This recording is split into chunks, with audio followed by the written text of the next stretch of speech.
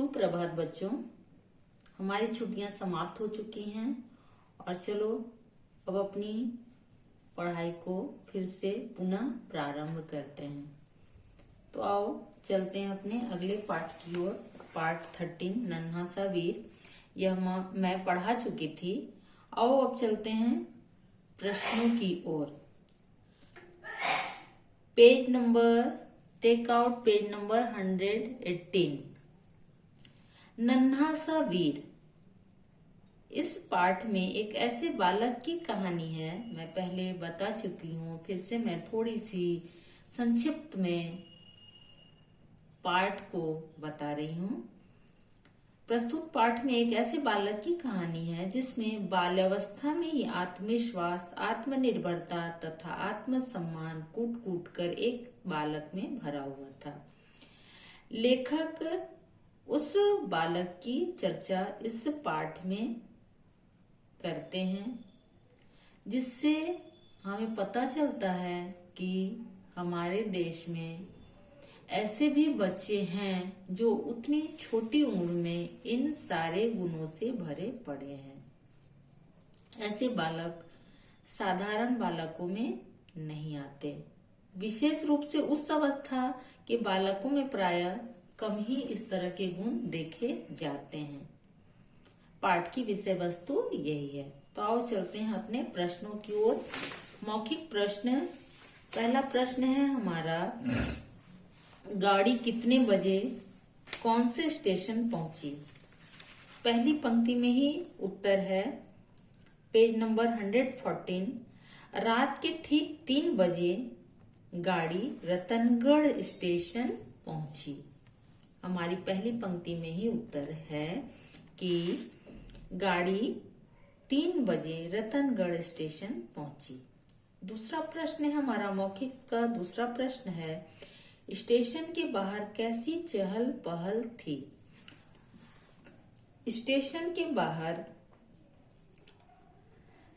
Rickshaw तांगे वालों की चहल पहल थी।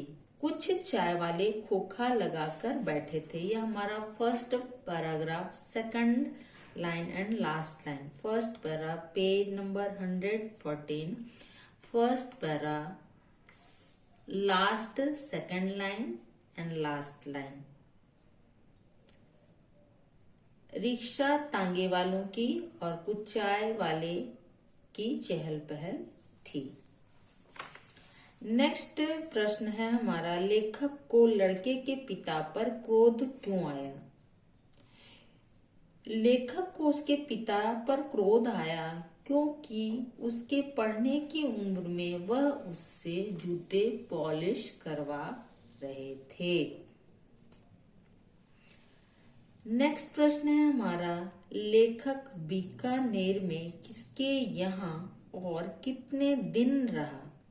तो लेखक बीकानेर में अपनी मौसी के यहाँ रहा और कितने दिन रहा? 1 हफ्ते सॉरी 1 हफ्ते रहा। पाठ के माध्यम से लेखक क्या संदेश देना चाहते हैं? पाठ के माध्यम से लेखक मनुष्य को हर परिस्थिति में स्वाभिमानी, आत्मनिर्भर और आत्मसम्मानित होना चाहिए जैसे संदेश देना चाहते हैं। क्या क्या? हर परिस्थिति में मनुष्य को स्वाभिमानी होना चाहिए, दूसरा आत्मनिर्भर होना चाहिए और आत्मसम्मानित होना चाहिए। यह हमारा मौखिक प्रश्न का उत्तर था। अब आते हैं अगले प्रश्नों की ओर, लिखित प्रश्न की ओर। लिखित प्रश्न है हमारा, लेखक के साथ सफर में और कौन कौन था? उत्तर है, लेखक के साथ सफर में माँ, छोटी बहन और भाई था। तो आप इतने संक्षिप्त में प्रश्नों के उत्तर को नहीं लिखोगे, बल्कि विस्तार से थोड़ा लिखोगे। मैं यहाँ संक्षिप्त में प्रश्नों के उत्तर को बता रही हूँ। आप लिखोगे, लेखक के साथ सफर में उसकी माँ, छोटी बहन और छोटे भाई थे और कहाँ जा रहे थे, इसको थोड़ा सा उसमें जोड़कर लिखोगे। लेखक रतनगढ़ से कहाँ गया और क्यों? लेखक रतनगढ़ से मौसी के यहाँ गया।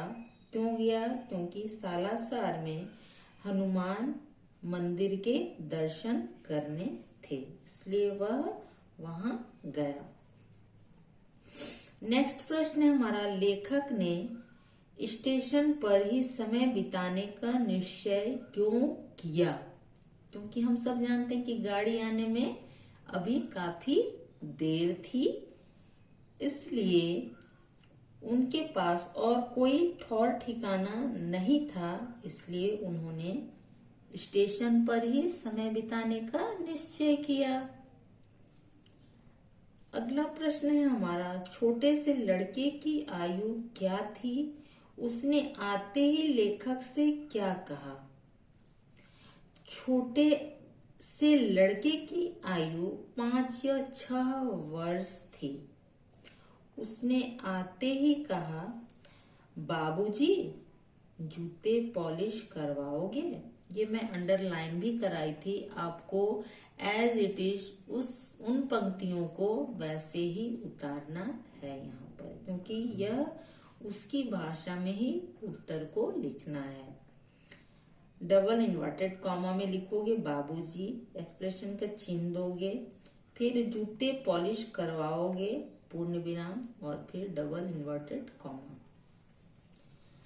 नेक्स्ट है हमारा, जब लड़के ने 20 रुपए का नोट लेने से मना कर दिया तो लेखक को हैरानी क्यों हुई? प्रश्न 5, लिखित का प्रश्न 5। उत्तर है हमारा, इतने छोटे बच्चे के स्वाभिमानी होने के कारण। इतने छोटे बच्चे में ऐसा स्वाभिमान होने के कारण उनको आश्चर्य हुआ। ये था हमारा लिखित प्रश्नों का उत्तर। अब आते हैं दीर्घ उत्तरात्मक प्रश्नों की ओर। पेज नंबर 119, दीर्घ उत्तरात्मक प्रश्न। प्रश्न नंबर 1 है हमारा, छोटे लड़के का नाम क्या था? उसका नाम सुनकर लेखक ने भाग्य को क्यों कोसा? ये प्रश्न है हमारा। इधर छोटे लड़के का नाम क्या था? उसका नाम सुनकर लेखक ने भाग्य को क्यों कोसा? ये रहा प्रश्न हमारा। उत्तर है, छोटे लड़के का नाम दीनानाथ था। उसने भाग्य को इसलिए कोसा क्योंकि नाम था दीनानाथ और इस फटेहाल रूप में था। अब लेखक को लगता था कि भाग्य ने कैसा व्यंग्य किया है इसके साथ, कि नाम है दीनानाथ और इस फटे हाल में वह घूम रहा है, इसलिए उसने भाग्य को कोसा।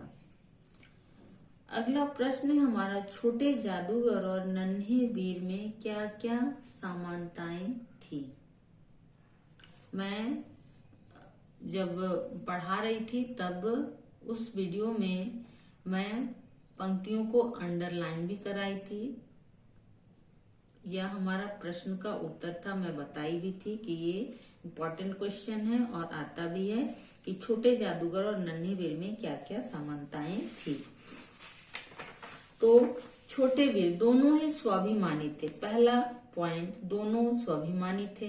दूसरा पॉइंट, दोनों की परिस्थितियां प्रतिकूल थी। तीसरा, दोनों ही पिता के स्नेह और छाया से वंचित थे।